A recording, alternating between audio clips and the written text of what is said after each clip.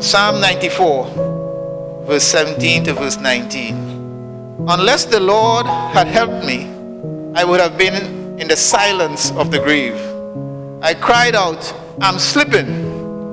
But your unfailing love, O Lord, supported me. There are many among us, maybe all of us at some point, we know. We could read that scripture and say, I could see myself in there. You can say, I know of the time when if God didn't help me, I would have been in the grave. If God didn't help me, I would have fallen apart. If God didn't support me, my enemies would have triumphed over me. As we say in our local dialect, that was it. But you're still here. That's why I want to entitle this message, I'm Still Here. We've been there like Paul in the shipwreck. And God told him, you're going to make it to Rome. But when the ship started to fall apart, when the storm started to blow and the ship started to break apart and everything fell apart, and he's saying to himself, but God, you told me that I'll make it safely to Rome. And I can see God saying, I said you will make it safely to Rome, not necessarily the ship. And sometimes you could be in that situation. I don't know if this is a churchy dialect phrase, but in the local dialect, they were fighting like hell to save their lives. And still the ship fall apart. But when he ended up on the shore, I could see him saying, the ship fell apart, but I'm still here. I'm cold, but I'm still here. There was a time when I thought I was dying, but I'm still here. And that is the message of the gospel, you know. That is the message of your life and mine now. There are times when we felt that we were going down, but we are still here. And you might look back and you might say, yes, I cried myself to sleep many nights, but I'm still here. Yes, they lied on me, but I'm still here. Yes, I lost some weight, but I'm still here. When I felt like I was slipping, God reached out and touched me. That is our story. When I thought I had lost it all, God said, I'm a God of restoration, and I will restore what you've lost. There's this old hymn that says, some through the water, some through the flood, some through the fire, but all through the blood, and some through great sorrow, but God gives a song in the night season and all the day long. If you grew up with that song, you're probably feeling goosebumps all now, because it tells the story of how God comes in a moment of desperation and shows you the way, opens the door, shines a light, says this is the path, walk through here. One of my favorite stories in the Bible is the story of Hannah. When she went back to Samuel, one day she went back in the temple to Samuel, and she said, do you remember me? I was the woman who was here. I was the woman who was broken. I was the woman who was crying. I was the woman who they insulted. I was the woman who they humiliated. I was the woman who was here broken. I was the woman who you prayed for. But now I'm back, and I'm in a different place. I am the woman with a testimony. I am the woman who got the breakthrough. I am the woman who God heard. I am the woman who God delivered. I am the woman whose prayer God answered. I am the woman who's rejoicing now. And look, the evidence here. I brought my son to show you. There was a time when I didn't have a child and they humiliated me and insulted me, but I brought the evidence of the grace and power of God. And you need to reintroduce yourself. Say, yes, there was a time when I was whatever, but this is a different me. There was a time when I was a sinner. There was a time when I was not faithful to God as I should be, but this is the new me. And when you meet people, you say, do you recognize me? I'm the same person, you know. The same person who was mocked and broken and weak and vulnerable and crying. But I'm here to report reporting for duty, sir.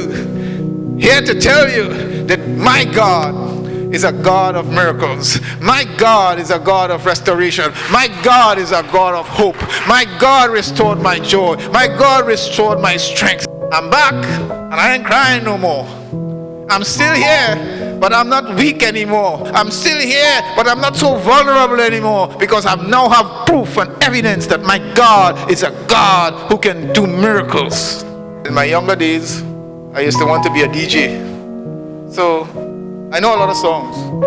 I remember this song by a lady called Gloria Gaynor. It took all my strength not to fall apart, trying with all my might to mend my broken heart.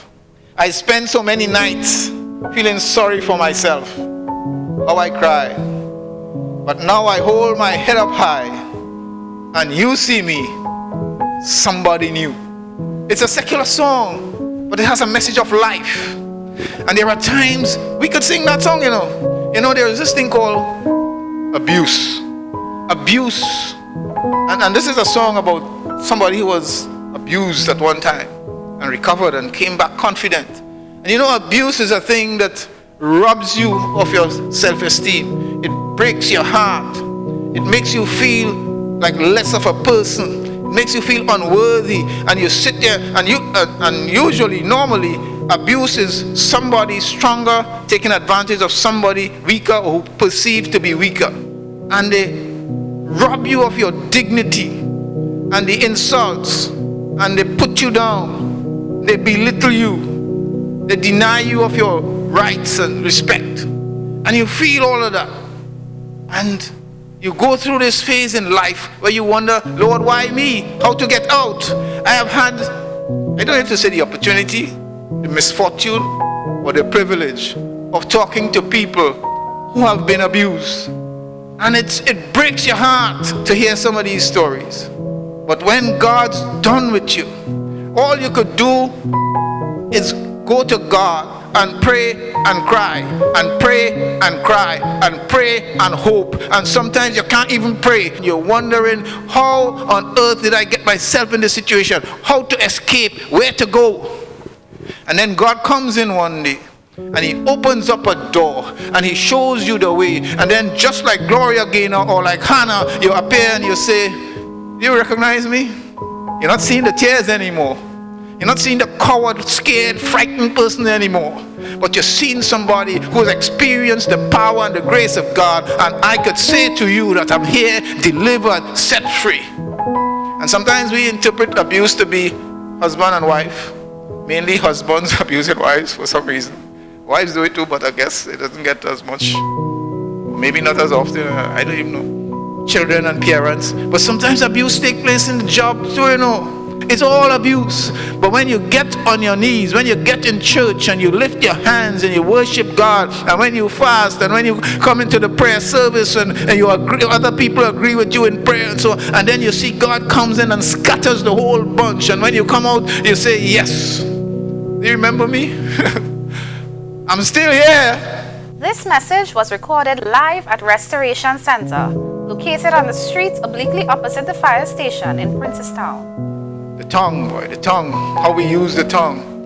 And sometimes the worst wounds you could get is words that come from other people's tongues, you know. You know, I've said before that the only one of God's creation that God gives the ability to communicate using words is the human being.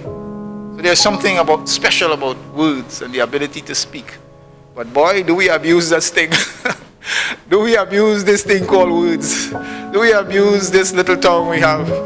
The Bible records it in James chapter 3. People can tame all kinds of animals, birds, reptiles, and fish, but no one can tame the tongue. And sometimes it curses those who have been made in the image of God. And inside of that little scripture there is one of the biggest mistakes that we must not make in life, you know. The biggest mistake you could make is to use your tongue to badmouth a child of God. Sometimes people say, but it's true. But Pastor, it's true, I ain't lying. But even the way you use the truth can be offensive to God. And sometimes we miss that point.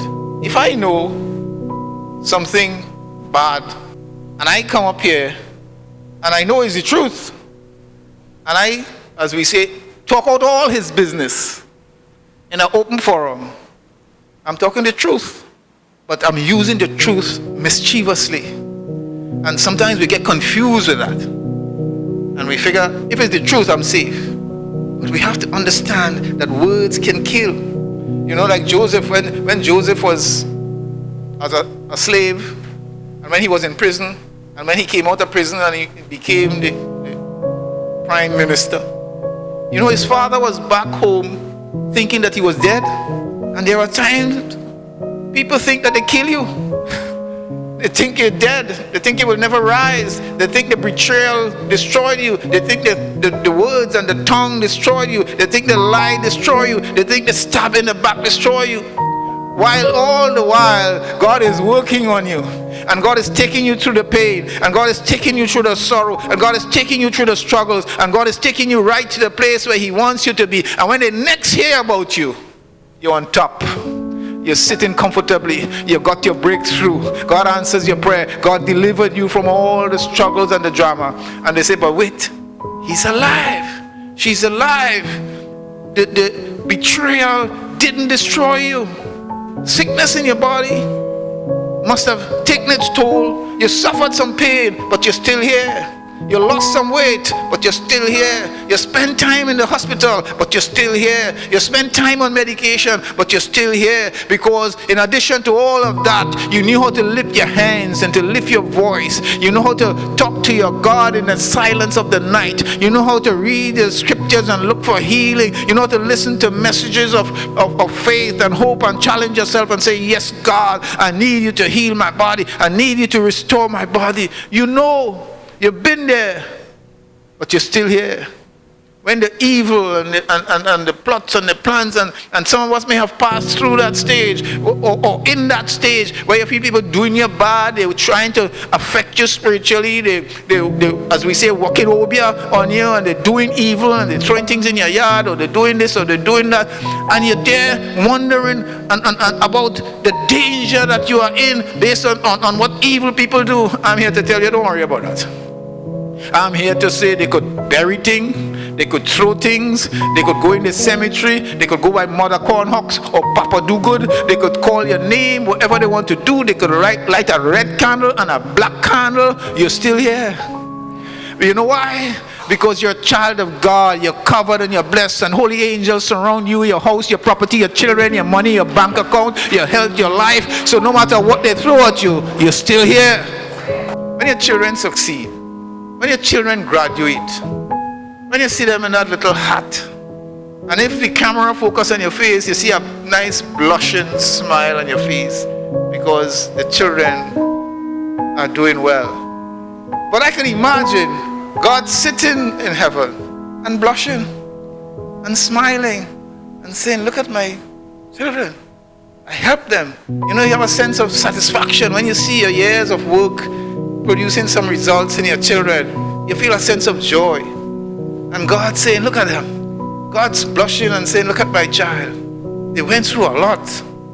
But together, we worked on them together, and look at them now successful.